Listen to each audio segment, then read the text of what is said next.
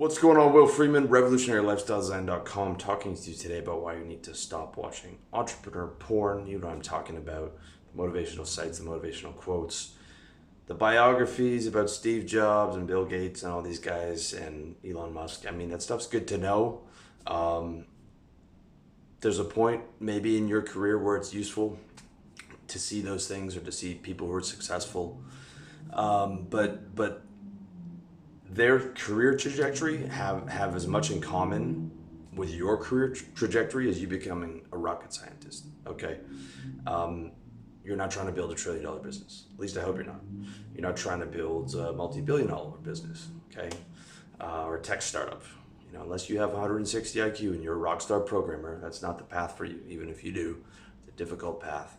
What you need to be worried about is going from a job to a five-figure business to a six-figure business, six-figure business to 250 to seven figures. Okay, that's the trajectory.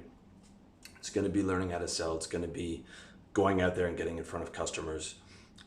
Vast majority of what stops people from entrepreneur to entrepreneur, or low five-figure entrepreneur to getting into six figures, is they will not do outbound.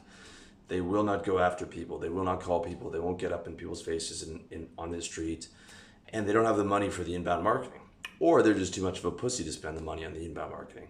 So they're not aggressively growing their business. Biggest problem, by far, is lack of outbound and lack of output for most entrepreneurs, or for most five-figure entrepreneurs, or for most low six-figure entrepreneurs.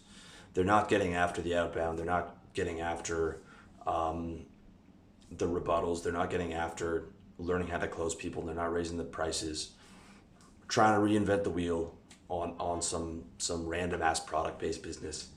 Okay. Electric cars, spaceships, you don't need to know anything about that. You don't need to follow that stuff. You don't need to follow those guys. Okay. Like Bill Gates couldn't build Microsoft right now. It's a completely different environment. It'd be hard to build Facebook right now. Because the landscape's changed in the last 10 years.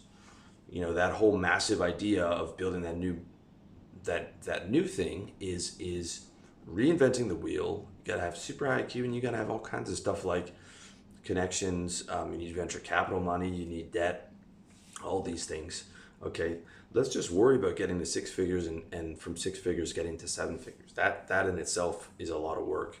And those 2-3 hours a day that maybe you're watching business stuff could be you calling the phone book, you calling clients, you emailing people back, you getting after the stuff that you don't want to do,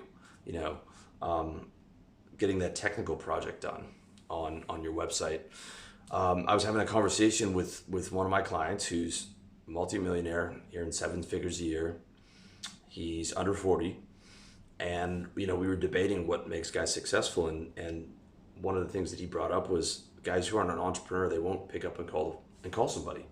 They'll have a technical issue or a banking issue, and that'll be on the task list for a month or a month and a half. And they won't just get on the phone and call that guy twice a day, leave a voicemail, leave an email every day until that guy gets back to you. Or they'll wait 2 weeks for the lawyer to get back to them, or 2 weeks for the accountant to get back to them. Or nothing is urgent, nothing is being done today. And then they'll take that time and they'll watch successful guys on YouTube, or they'll watch quotes, or they'll watch all this other stuff. When in reality, it's literally just sitting down, doing the money math, being like, okay, my service is $500 a month. Okay, let's try selling that for $1,000 a month. Okay, I've got a few clients at $1,000 a month for my web design, or for my coaching, or for my whatever it is. How do I go get 8 clients? Okay, I've got 8 clients. Now I'm making six figures. How do I go get another 10 clients? Or how do I go, can I charge $1,500? What's the most profitable thing I could possibly do? And how do I spend like the vast majority of the day doing that? And then what's the second most? What's the third most? It's very basic. It's very unsexy. The whole entrepreneurship pornography industry exists on venture capital. It exists on massive amounts of leverage, where a guy can, 25-year-old can go to a bank and get $30 million in debt because he has the right people backing him. And because there's all this powerful money behind these people, uh, it exists in this ecosystem where these businesses don't need to make a profit. Twitter wasn't profitable. Snapchat wasn't profitable. YouTube, recently profitable. For 10 years, YouTube was not profitable. By the way, I love YouTube, love Google, love your platform. My business exists because of Google. But Google had deep enough pockets to run YouTube at a loss, knowing that they could easily run this thing for 10 years without making a profit. So Netflix, another massive unprofitable company. Okay, it's not possible for you to do. Also, it's not possible for you to get a bailout. Okay, you're not JP Morgan, you're not Wells Fargo. If you go under, you're going under, and your money's going under. Your business goes under. You're declaring bankruptcy. You're not cashing out with your $30 million in options.